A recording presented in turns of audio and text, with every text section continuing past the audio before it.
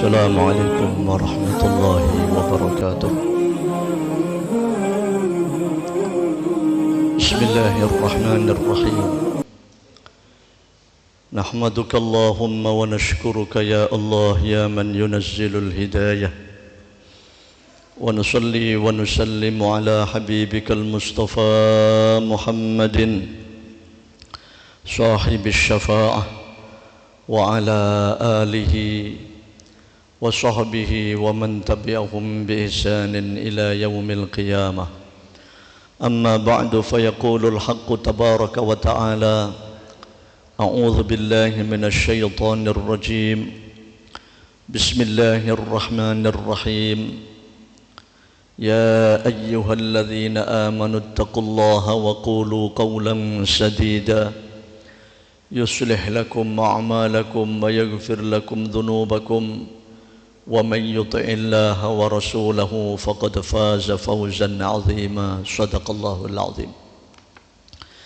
Jinab al-muhtaramin wal muhtaramat, hadirin wal hadirat, Bapak Ibu, saudara-saudara kaum muslimin muslimat rahimakumullah. Ada 10 fase perjalanan hidup manusia. Yang pertama, fase alam arwah, yang mana saat itu semua manusia ditanya oleh Allah, alastu birabbikum, bukankah aku ini Tuhanmu?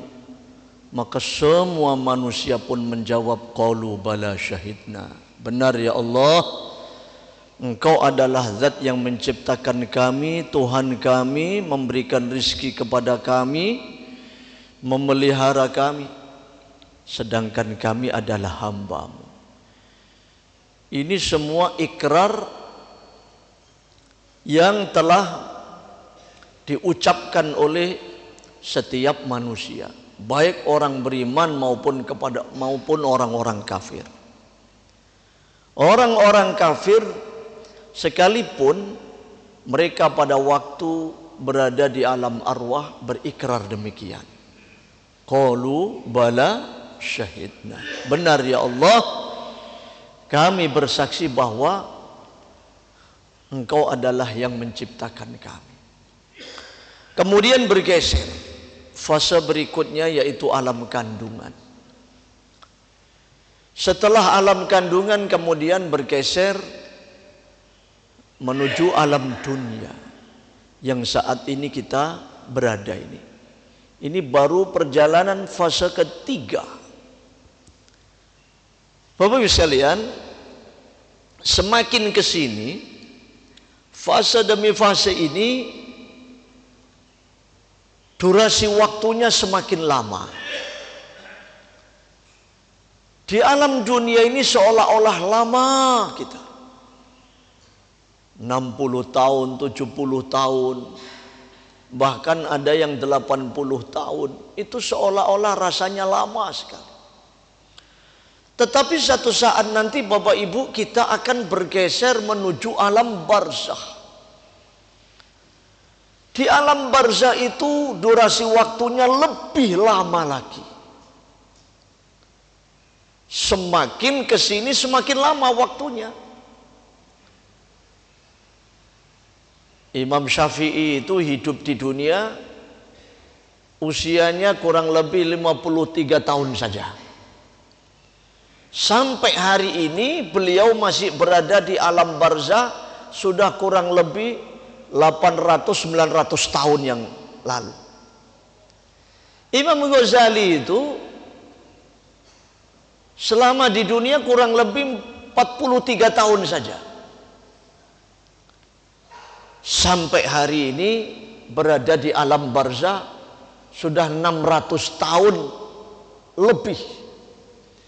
Begitu seterusnya dan seterusnya. Simbah-mbah kita, kakek buyut kita. Alam barzakh itu lebih lama daripada alam dunia. Kemudian nanti akan bergeser lagi Bapak Ibu. Ada peristiwa Yaumul Ba'ts, hari pembangkitan. Semua manusia akan dibangkitkan dari alam kubur, alam barzakh, dan akan digiring menuju padang mahsyar. Orang yang pertama kali dibangkitkan dari alam kubur adalah baginda Muhammad Rasulullah sallallahu alaihi wasallam. Kemudian Sayyidina Abu Bakar, lalu Sayyidina Umar, lalu yang ketiga, yang keempat Nabi Isa alaihissalam. Nabi Isa itu nanti akan turun kembali ke dunia dan akan dimakamkan, dikuburkan di area pemakaman bersebelahan dengan baginda Muhammad Rasulullah SAW. Di dalam kitab Dalailul Khairat itu ada keterangan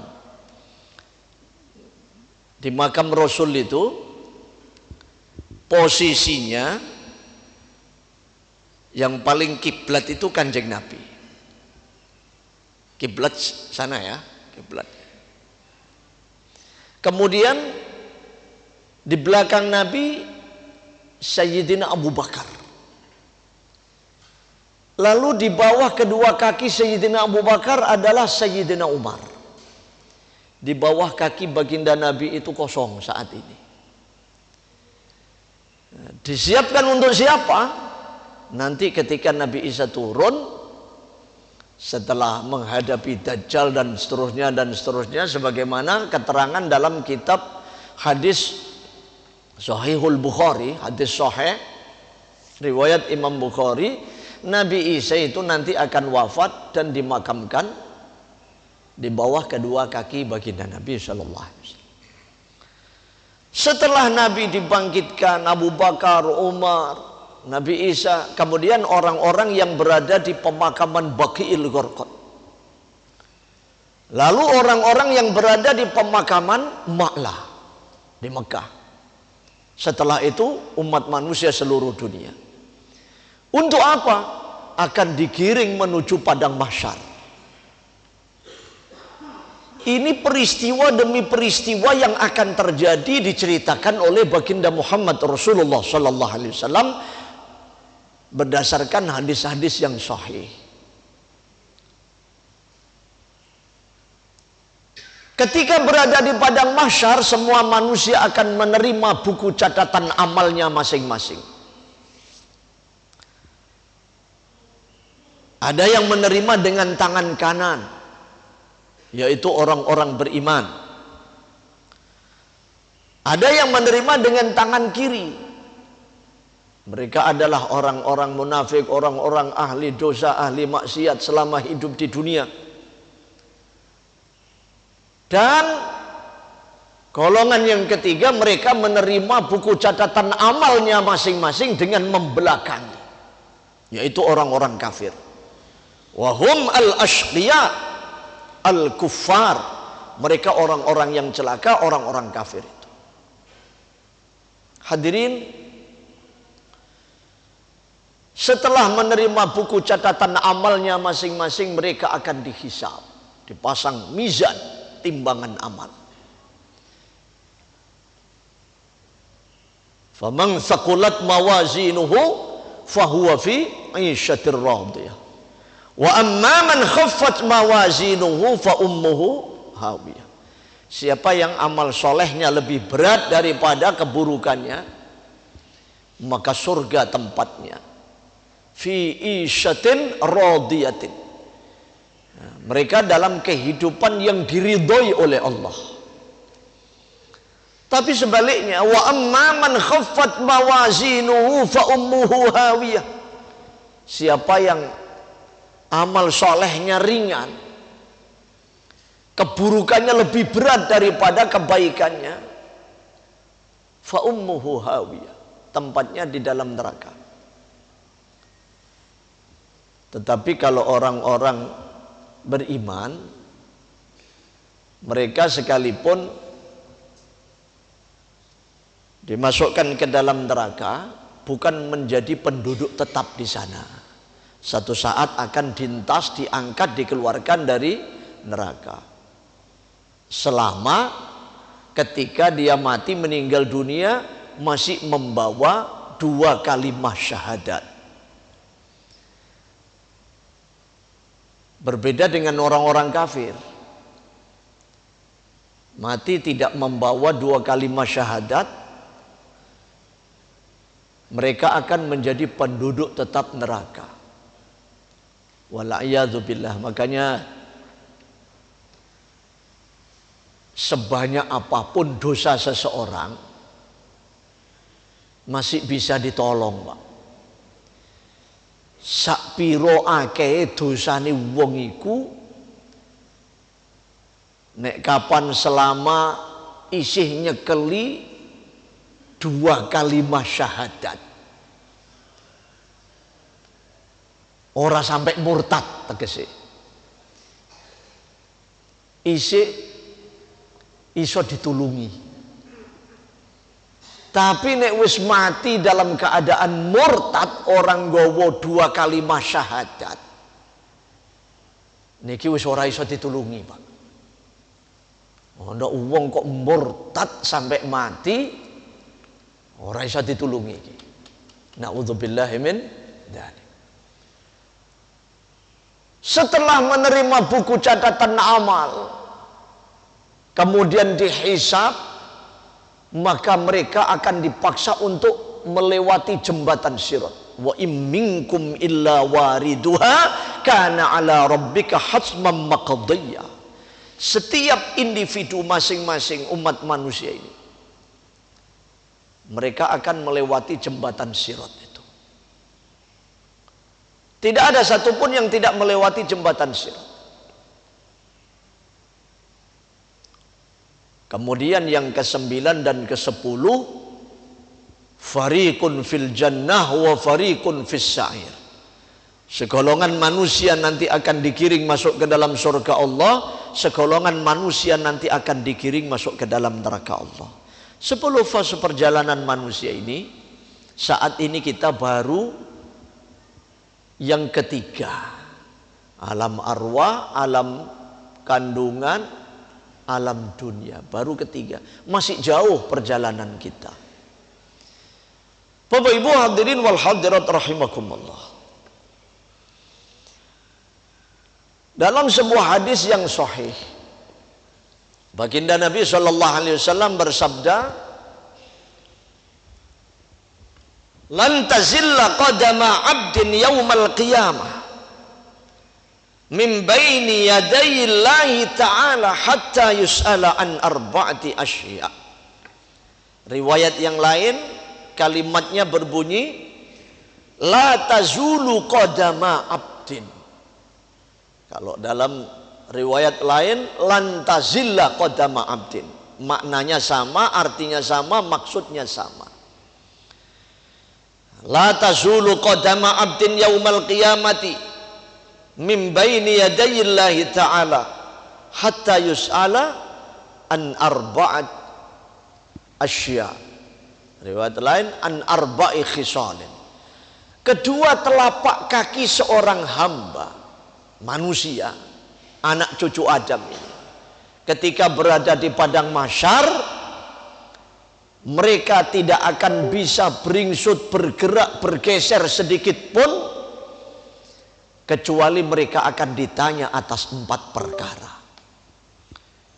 Jadi 4 macam ini akan kita pertanggungjawabkan di hadapan mahkamah pengadilan Allah Ta'ala. Hadirin, kalau hari ini ada orang besok pagi mau diputuskan, dihadapkan ke pengadilan, dan keputusannya adalah hukuman mati, apakah kira-kira malam hari sebelum keputusan itu bisa tidur, Pak? Kira-kira bisa tidur enggak kira-kira? Saiki sedina ditakoni, ya apa Pak wis siap? Siap. Dikandani sesuk sampeyan dibawa ke pengadilan. Keputusannya hukuman mati. Kira-kira bengi sok turu ndak? Gak iso turu. Ya apa iki nasib iki sesuk? Kula sampeyan iki nggih ngoten para. Kita semua ini sama akan dibawa ke depan mahkamah pengadilan Allah.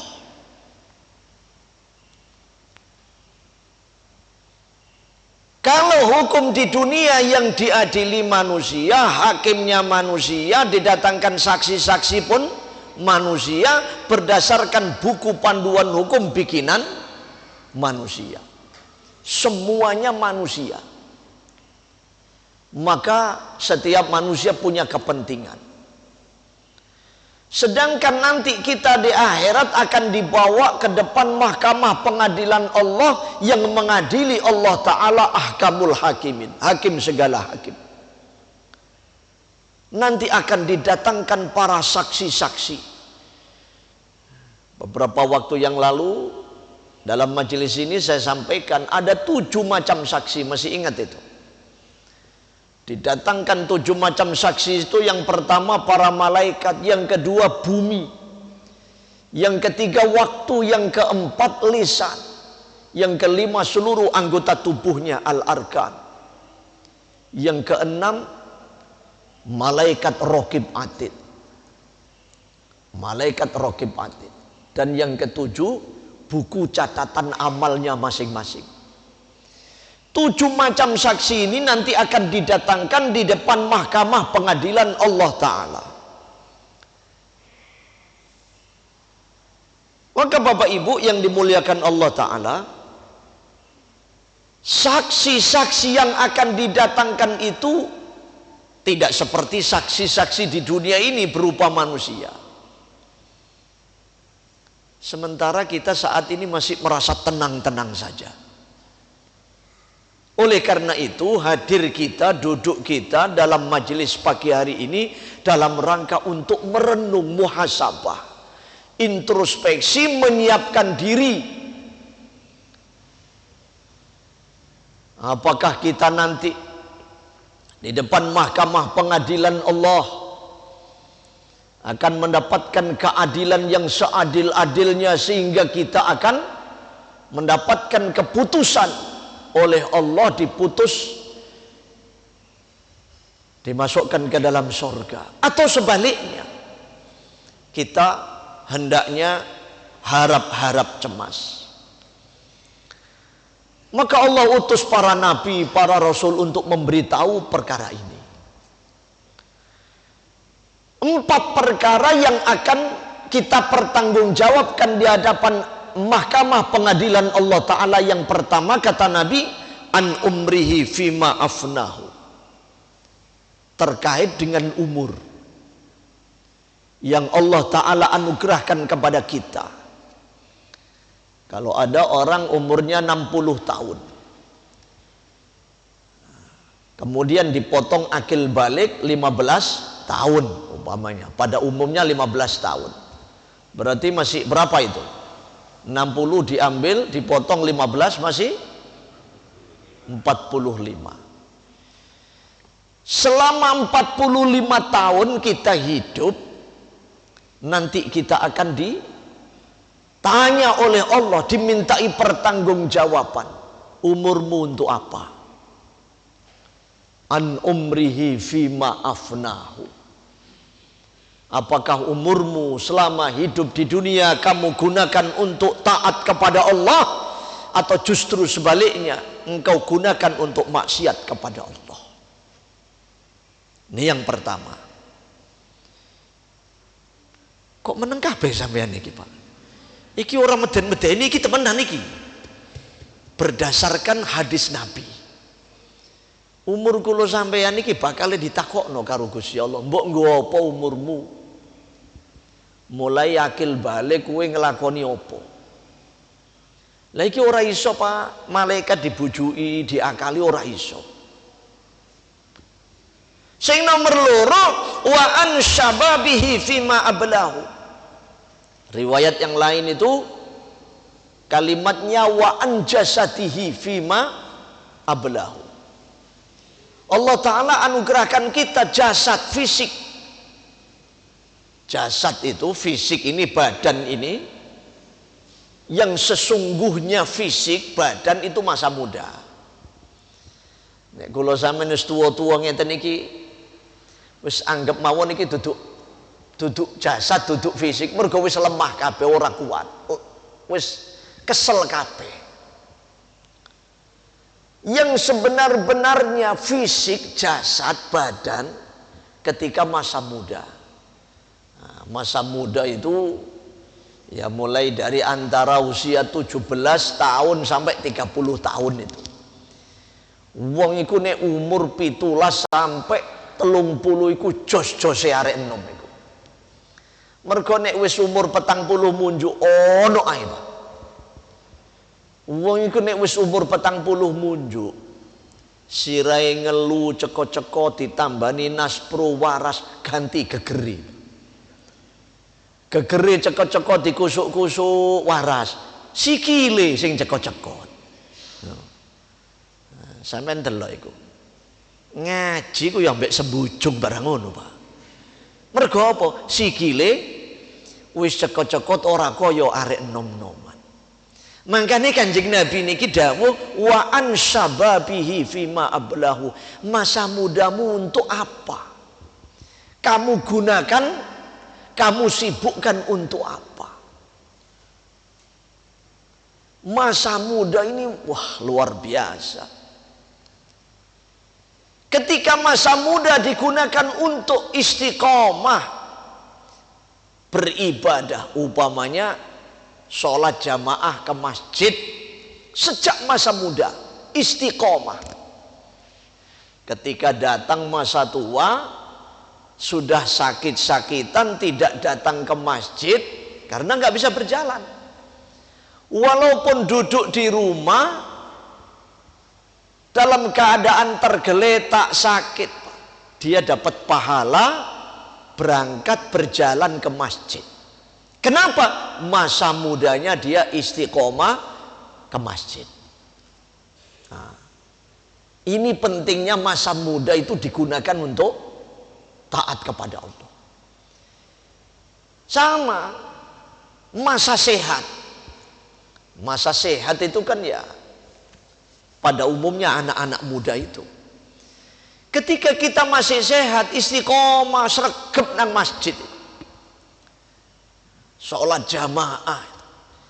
Giliran awake wis lara ora iso teko nang masjid, tenguk-tenguk nang omah, isih tetep oleh ganjaran salat jamaah nang masjid. Mergo apa? Nalika dhewe isih sehat, senengane sapa masjid. Tapi nek mulai masa muda ora tahu sapa masjid, awake waras ora tahu sapa masjid, giliran wis tuwa awake lara ora oleh ganjaran, Pak. Tidak dapat pahala sholat jamaah ke masjid. Apa saja. Maka masa muda ini segala-galanya. Bapak Ibu hadirin wal hadirat rahimakumullah. Kemudian yang ketiga, Nabi mengatakan wa an ilmihi madza amila fihi. Ilmu yang Allah anugerahkan kepada kita,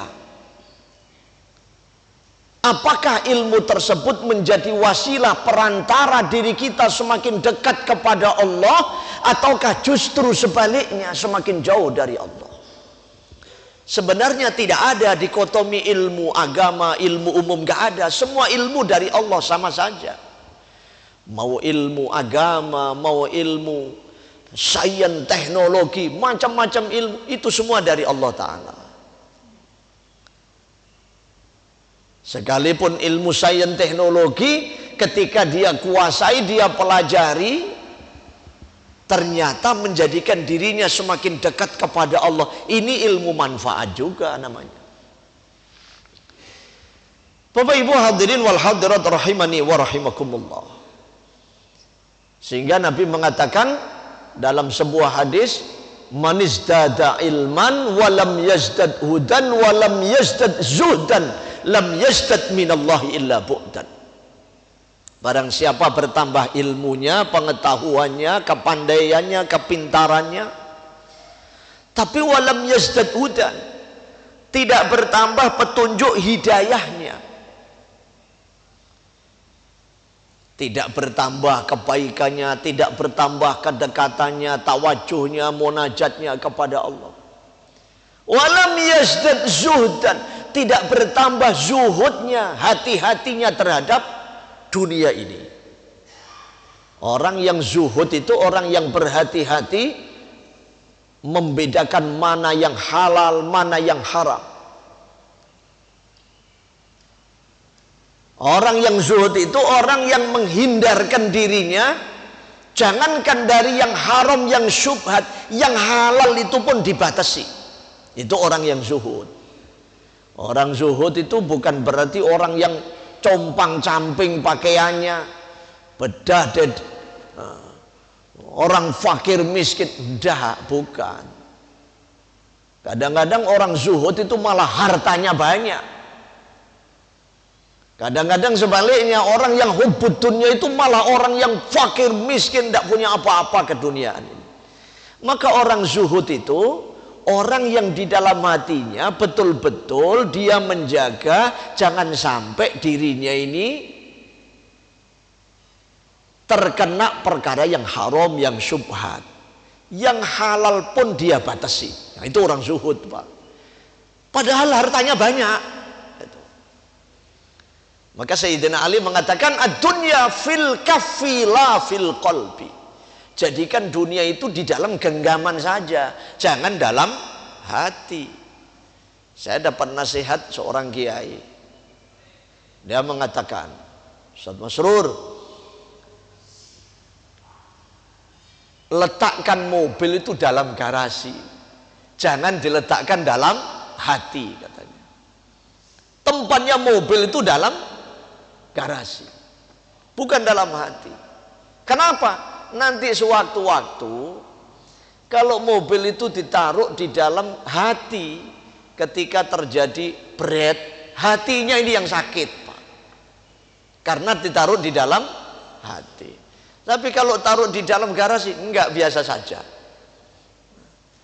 Maka ini penting menjaga diri kita dari perkara-perkara keduniaan, sehingga jadilah kita menjadi orang yang zuhud. Walam yazdad zuhdan lam yazdad minallahi illa bu'dan. Orang yang semacam itu tidak bertambah hidayahnya, tidak bertambah zuhudnya, maka mereka tidak akan bertambah. Walam yazdad zuhdan lam yazdad minallahi illa bu'dan. Mereka tidak akan bertambah kecuali bertambah jauh dari Allah Ta'ala. Nah, apalagi kita yang sudah sepuh-sepuh ini, kan rata-rata sudah sepuh-sepuh semua yang hadir ini. Orang kalau sudah usia 50, 60, 70 ke atas ini, Pak, ini memang sudah saatnya banyak merenung hal-hal yang semacam ini. Pendeke wong iku nek wis umur swidak 70, mestine kudune seneng sapa masjid. Iku mestine ngono. Makanya keterangan-keterangan semacam ini memang cocoknya ini untuk orang-orang yang sudah tua-tua. Keterangan model ngeten iki para nek dirungokno arek-arek nom-noman gak cocok blas, Pak. Ngomong apa ustaz iku? Lah wong iku nom tuweke wong ora mergo umur, mergo jiwa kepribadiannya. Tua muda seseorang bukan karena faktor umur semata, tidak. Kadang-kadang ada, Pak, orang umurnya sudah 70 tahun, tapi hatinya, jiwanya ini masih muda, yang bois terus, Pak. Rambut putih semir ireng maneh, nganggo sepatu jenggel Levi's sing bedah-bedah iku, kaosnya dilingkis. Ya coba. Angel, Pak, model ngeten iki, kandan-kandanan. Umurnya ya wis tuwa. Ada di perempatan jalan itu, boys ini kayaknya udah usia umur 70 tahun lah, tapi masih sehat. Pakai sepatu jengkel, Levi's, kaos dilingkis, nggawa gitar, Pak. Sembayang duhur lewat enten mriku. Bareng kula sembayang asar iku lewat isih ana nang kono. Mari sembahyang maghrib lewat isih ana maneh nang kono. La ilaha illallah. Akhire kali kanca kula niku diwehi dhuwit 2000. Wong iki mulai zuhur awak dhewe lewat mari sembahyang zuhur ana nang kono. Iya, Mas. Mari sembayang asar awak dhewe liwat kono ono nang kono wong iki. Mari sembayang maghrib isih ono mana nang kono. Kayak dhuwit 2.000. Akhirnya pesan, Pak dijagi sholat nggih. Ngono.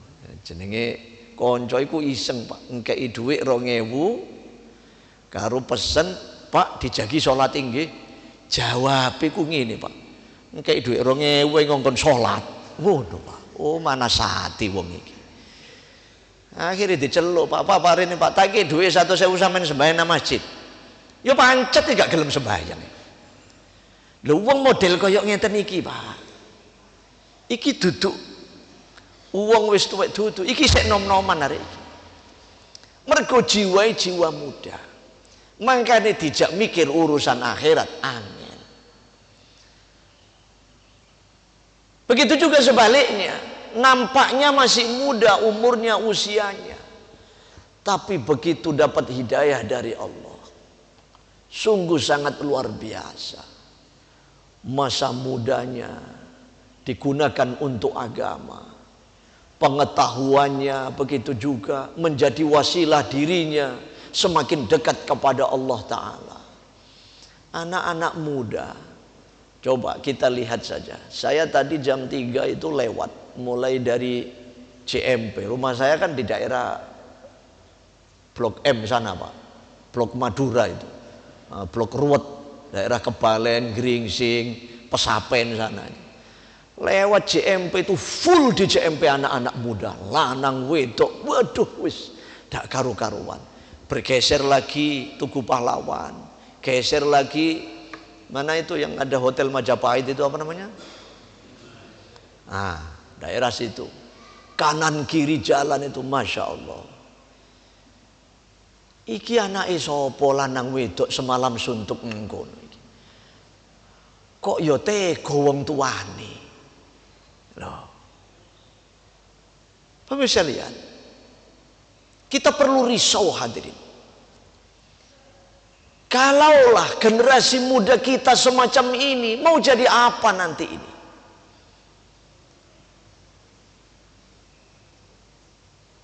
Duduk kita dalam majelis seperti ini Bapak Ibu, dalam rangka untuk merenung, menumbuhkan, membangkitkan kerisauan kita. Padahal kita akan dihadapkan ke depan mahkamah pengadilan Allah, yang mana pengadilan itu tidak bisa sedikit pun diatur, disuap, dibeli, bagaimanapun juga sebagaimana pengadilan itu tidak bisa. Kemudian yang keempat, yang akan kita pertanggungjawabkan di hadapan mahkamah pengadilan Allah, wa an malihi min ainak tasabahu wa fima anfaqahu. Terkait dengan harta. Yang pertama tadi umur, yang kedua masa muda, jasad fisik kita ini, yang ketiga adalah ilmu, dan yang keempat harta. Mulai dari item yang pertama, kedua, ketiga itu pertanyaannya cuma satu kali. Untuk apa? Tetapi menyangkut harta, pertanyaannya dua hadirin. Min ainak tasabahu, dari mana engkau dapatkan? Ini yang pertama. Apakah engkau dapatkan dari jalan yang halal ataukah engkau dapatkan dari jalan yang haram? Yang kedua pertanyaannya, kata Nabi, wa fima anfaqahu, setelah engkau dapatkan, kemana engkau habiskan harta itu? Apakah engkau gunakan untuk jalan yang halal ataukah jalan yang haram? Kata Nabi, al-mal yakhrut haitsu yadkhul. Duit niku metune teko sak kantong iki sesuai karo mlebune, Pak. Al-mal yakhrut haitsu yadkhul. Duit niku metune sesuai karo mlebune. Kalau masuknya ini melalui jalan yang terang benderang, maka nanti keluarnya pun menuju tempat-tempat yang terang benderang. Sebaliknya kalau masuknya ini dari jalan yang remeng-remeng, tidak jelas Pak, maka keluarnya pun menuju tempat-tempat yang remeng-remeng juga. Maka terkait dengan harta ini, Masya Allah, sehingga Syekh Inamul Hasan rahimahullah, seorang alim besar, muhaddits, waliyun min awliyaillah, beliau menyimpulkan sebagai solusi atas 4 perkara yang akan kita pertanggungjawabkan di hadapan mahkamah pengadilan Allah Ta'ala. Apa solusinya? 4 perkara juga, kata beliau. Sibukkan dirimu dalam agama, jika tidak engkau akan sibuk juga tapi bukan dalam agama. Ini yang pertama. Sibukkan dirimu dalam agama, jika tidak engkau pun akan sibuk juga tapi bukan dalam agama. Karena manusia itu tidak ada, hadirin, yang tidak sibuk. Semua manusia itu sibuk. Coba kita lihat, siapa yang tidak sibuk? Gak ada.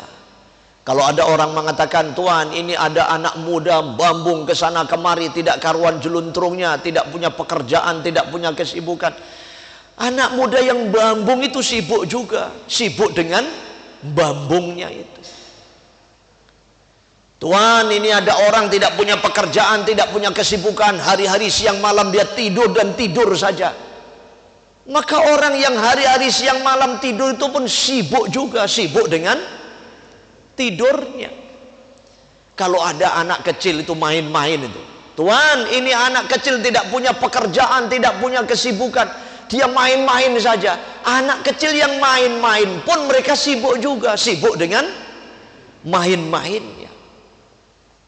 Bahkan kalau ada orang mengatakan, Tuhan, hari ini Fulan bin Fulan dia telah mati, sudah tidak sibuk lagi. Ketika dia masih hidup, diajak ke masjid, katanya sibuk. Diajak hadir majelis taklim, jawabannya sibuk. Diajak ke majelis zikir, katanya sibuk. Pokoknya kalau diajak kebaikan itu jawabannya satu, sibuk, sibuk, dan sibuk. Sekarang dia sudah mati, sudah tidak sibuk lagi. Ketahuilah, orang yang sudah mati pun mereka sibuk juga, hadirin. Apa kesibukan orang yang sudah mati? Orang yang sudah mati masuk alam kubur itu mereka ada 2 kesibukannya.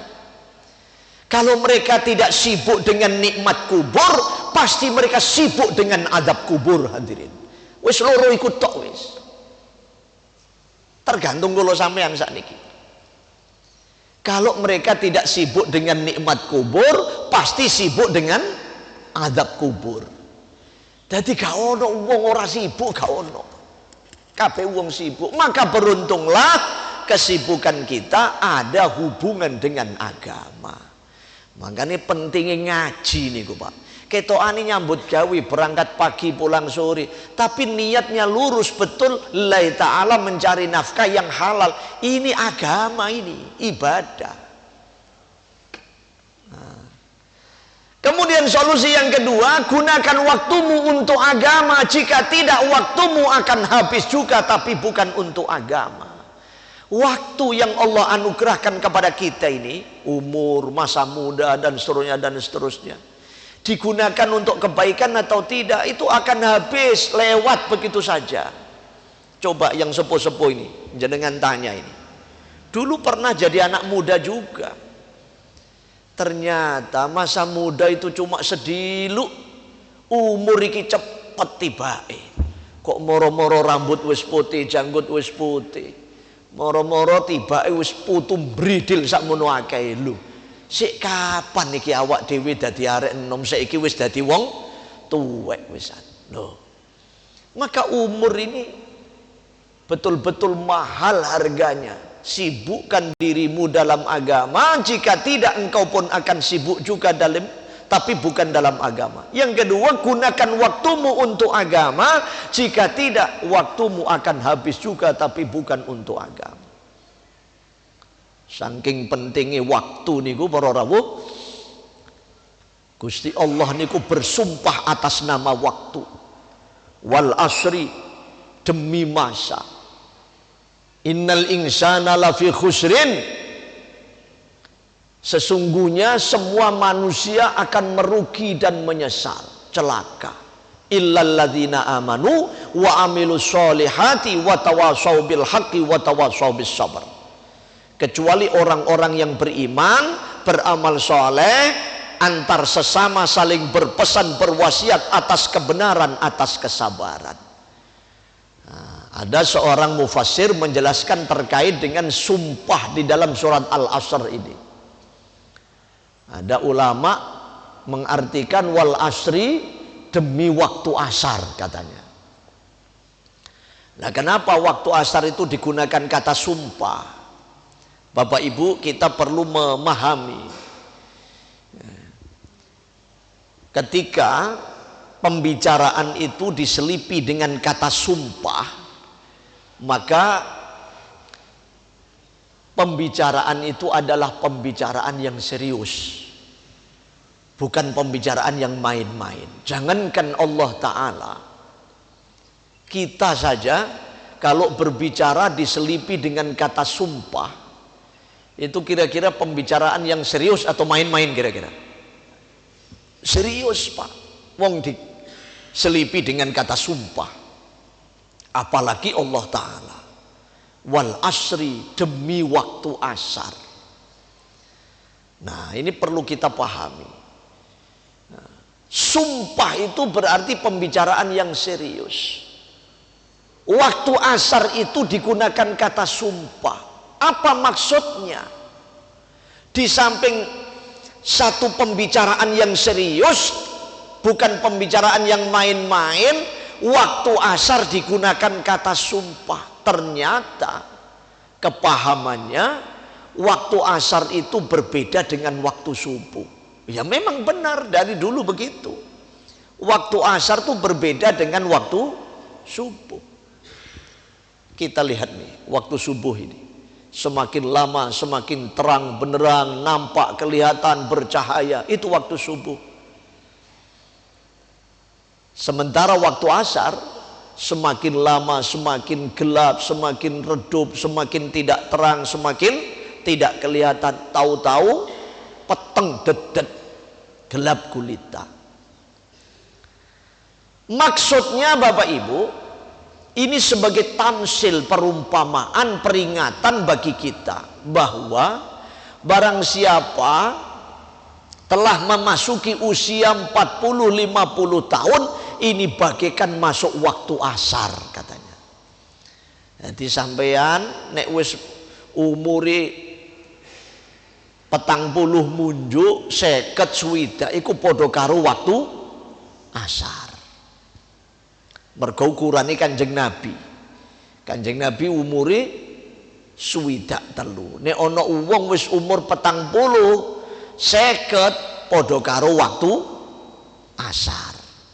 Berbeda dengan anak cucu kita yang baru lahir, usia balita, umur 5 tahun, 10 tahun, 15 tahun. Mereka ini bagaikan waktu subuh.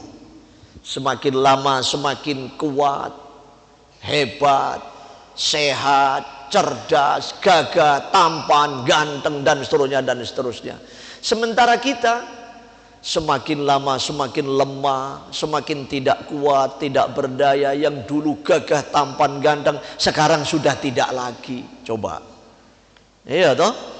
Sekarang sudah tidak lagi. Ini menandakan bahwa kita telah memasuki waktu asar. Kadang-kadang wis meh maghrib barang ngono, Pak. Ana wong wis umur 80 tahun. Nah iki offset wong iki wisan. Ya duduk maghrib wis isya iku wisan. Maknanya apa? Kalau sudah mendekati waktu asar, bahkan telah melewati waktu asar, kita tidak boleh main-main dalam beribadah sebagaimana anak-anak kita. Anak-anak kita ini yang baru usia waktu subuh itu, mereka main-main, Pak. Sholat ya main-main, beribadah main-main, apa saja main-main. Kita tidak boleh main-main, serius dalam beribadah. Itu solusi. Gunakan waktumu untuk agama, jika tidak waktumu akan habis juga, tapi bukan untuk agama. Yang ketiga, ini apa isyrok tadi ya? Bel isyrok. Oh ya, ini masih dua ini solusinya ini. Nah, baru kita sampaikan dua, karena sudah waktunya isyrok, kita sholat isyrok. Kalau masih punya wudhu, jangan tinggalkan sholat isyrok Pak. Walaupun 2 rakaat itu nanti kalau kita tinggalkan di akhirat kita akan menyesal itu. Nah, oleh karena itu Bapak Ibu sekalian, sekuat tenaga semua kebaikan kita lakukan, kita kerjakan sesuai dengan kemampuan kita. Mumpung kita ini masih ada kesempatan. Apalagi kita yang sudah rata-rata masuk waktu asar ini. Sebentar lagi kita akan dibawa ke depan pengadilan Allah ini. Nah, mestine wong nek wis umur usia waktu asar ngene iki ora iso turu, Pak. Mikiri yo opo iki, awak iki nasib iki. Lho, ngono, Pak. Istirahat secukupnya, sibuk lagi ibadah, begitu seterusnya dan seterusnya. Semoga Allah terima semua amal kita.